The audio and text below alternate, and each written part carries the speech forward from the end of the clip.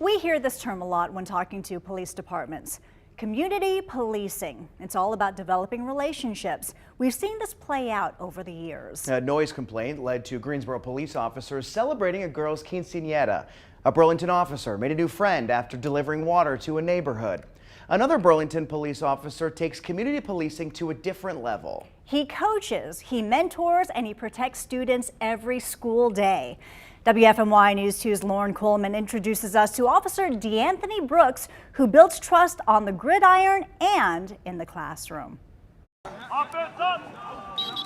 Building up today's youth. Shoot your hands and drive them. You're a big boy, you almost twice his size. Into tomorrow's leaders. If they do keep the Texas, get in your stance. Is a challenge DeAnthony Brooks takes on every day. Not just football, but sports in general. You learn work ethic, you learn dependability, you learn how to be trustworthy. The former Fayetteville State University football star coaches at Williams High School in Burlington.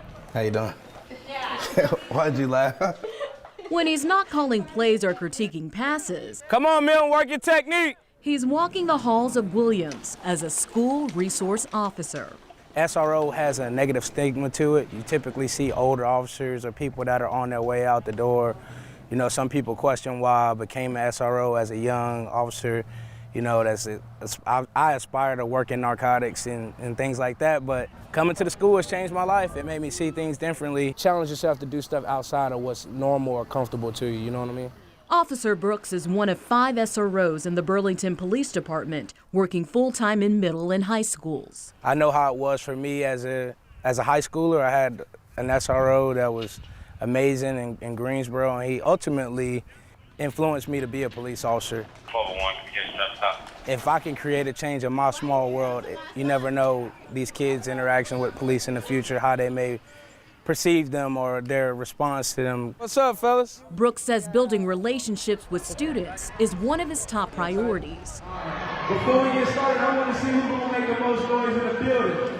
He even got the opportunity to host this year's homecoming pep rally. I believe it bridges that gap. Some kids, you never know what aspect they may have dealt with law enforcement. I've had kids that have had catastrophic situations with their family, and I couldn't believe they came to me and felt comfortable enough to talk about what they were going through with me. So being able to see that lets me know that what I'm doing is actually working and paying off. I like that. You get me? I see what you did there. Coach Brooks, when you first meet him, he can be intimidating because of like his structure. Flying out the ball. But once you get to know him, he's a fun guy. You can go to him if you need anything. Junior tight ends Milton Turner and Sam Rhodes say Brooks built a sense of trust, both on the field and in the classroom.